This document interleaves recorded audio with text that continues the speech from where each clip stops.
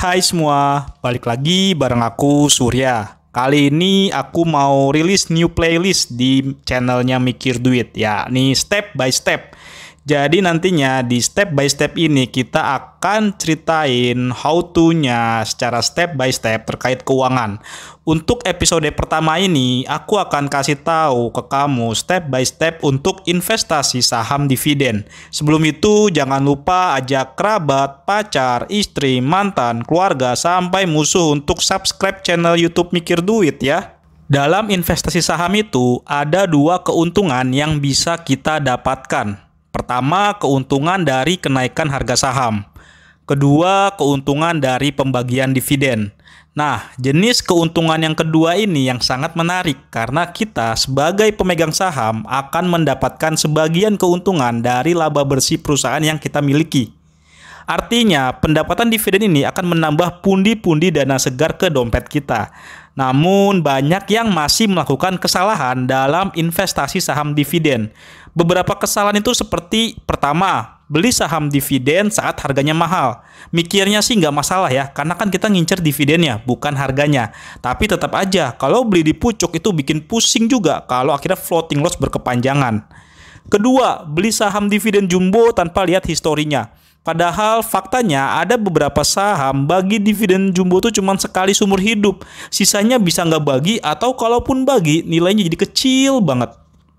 Ketiga, beli saham dividen kalau sudah diumumin. Nah, ini kesalahan yang paling sering dilakukan. Beli saham dividen kok nunggu pengumuman. Padahal dividen itu jadi komponen keuntungan saham yang paling bisa diukur dari jauh-jauh hari loh.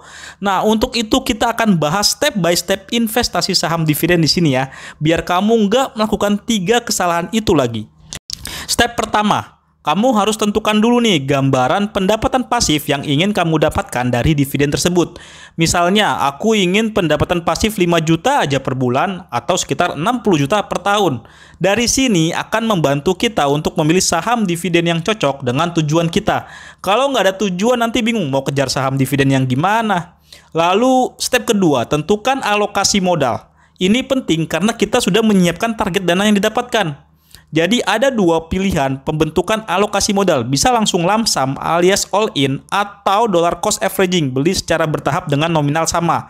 Nah, bagaimana cara menentukannya? Kita lihat target dana yang dikejar adalah 60 juta per tahun. Berarti dengan asumsi dividen tinggi konsisten itu sekitar 7% per tahun, kita harus menyiapkan dana sekitar 900 juta sampai 1 miliar. Wah, banyak banget dong.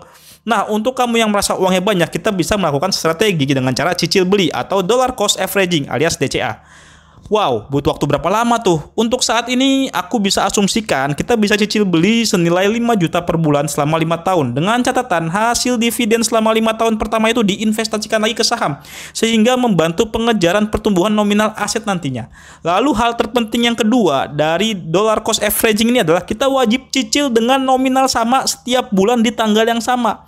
Masalahnya, jika cicil 5 juta kan bakal ada selisih ya sama jumlah lot yang kita beli.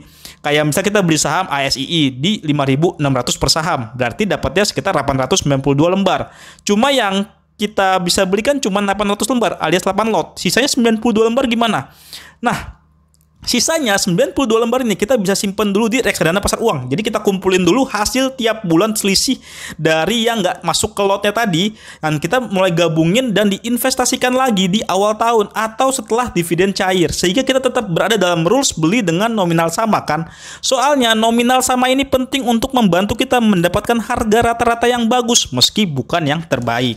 Step ketiga, screening saham dividen yang mau diincar. Screening ini mencakup beberapa komponen seperti historis pembagian dividen, tingkat resiko utang, perkembangan pendapatan dan laba bersih serta margin keuntungannya, tingkat cash flow, hingga prospek bisnis. Soalnya ada nih beberapa saham dividen yang bisnisnya lagi turun banget secara konsisten, tapi tetap rutin bagi dividen, kayak HMSP, GGRM, hingga Unilever. Jika tadi kita estimasikan rata-rata dividen yield yang dibutuhkan 7% per tahun, berarti kita juga cari nih saham dengan dividen yield seperti itu dan juga fundamental yang bagus. Terus berapa saham yang harus kita punya? Menurutku ya minimal ya 2 saham. Yakni 1 saham yang karakternya cyclical, yang bisa ada siklusnya tapi dengan dividen jumbo. Dan 1 lagi yang non cyclical tapi stabil. Misalnya nih, aku simpen 1 di BSSR, dan satu lagi di BJBR. BSSR ini akan mewakilkan dari portofolioku yang saham cyclical, sedangkan BJBR dari saham yang non cyclical. Nanti alokasinya tinggal dibagi dua aja, misalnya 5 juta per bulan secara total, berarti per sahamnya sekitar 2,5 juta per bulan. Dengan cara ini, kita bisa mendapatkan rata-rata dividen yield yang lebih tinggi dari target loh, sehingga tujuan keuangan bisa tercapai. Step keempat, evaluasi dan pantau fundamental emiten. Jangan mentang-mentang saham dividen, kita jadi cuek sama perkembangan fundamentalnya. Kan dapat dividen ini, tapi tetap wajib juga pantau perkembangan fundamentalnya. Biar kita bisa dapat keuntungan nggak cuma dari dividen, tapi juga capital gain. Jangan sampai karena percaya dengan HMSP itu saham dividen, kita terus diemin aja. Sekarang floating loss udah dalam, dividennya juga susu terus lagi gitu kan. Jadi minimal kita melakukan update 2 kali setahun lah, setiap laporan keuangan tengah semester dan akhir tahun. Dan jika ada tanda-tanda penurunan, kita bisa melakukan rebalancing portofolio sehingga target kita bisa tetap tercapai. Kok pusing ya? Nah, aku akan kasih tahu bocoran atau jurus cara mudah investasi saham dividen di sini. Jadi, kamu bisa investasi saham dividen dengan mudah setiap tahunnya dengan cukup langganan Zenbook Mikir Dividen. Dengan Zenbook ini, kamu bisa mendapatkan info saham dividen yang oke, serta prospek dividen setahun ke depan dan strategi investasinya. Misalnya, kamu mau beli saham BBRI ini ya. Kamu bisa cek estimasi interim di Desember, ternyata ada Rp48,75 per saham. Tapi ini estimasi konservatif, biasanya sih lebih di atas sedikit. Lalu potensi dividen finalnya di 2024 senilai Rp277 per saham. Total yield yang didapatkan dari interim dan final sekitar 6,5% kalau beli di tanggal yang tercantum di sini. Setelah tahu prospeknya, kamu bisa cek posisi harga saham BBRI. Sekarang masih mahal atau udah murah ya? Ini akan berguna untuk kamu menentukan waktu masuk demi melakukan average down atau untuk kamu yang mau all in sehingga bisa dapat harga terbaik dengan gambaran resiko terburuk.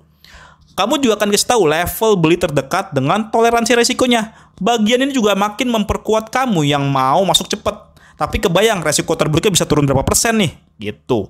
Serta ada bagian alokasi modal setiap level harga sahamnya. Ini berguna untuk benerin posisi kamu yang telanjur beli di harga tinggi tanpa perlu cut loss, atau kamu yang mau nambah muatan tapi merasa sayang karena pegang di harga bawah banget.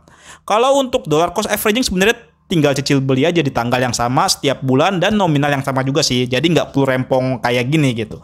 Paling nanti tinggal tentukan aja kamu mau cicil berapa lama. Nah, mau mulai investasi saham dividen dengan mudah? Yuk langsung langganan Mikir Dividen di link yang ada di deskripsi ya. Bye-bye.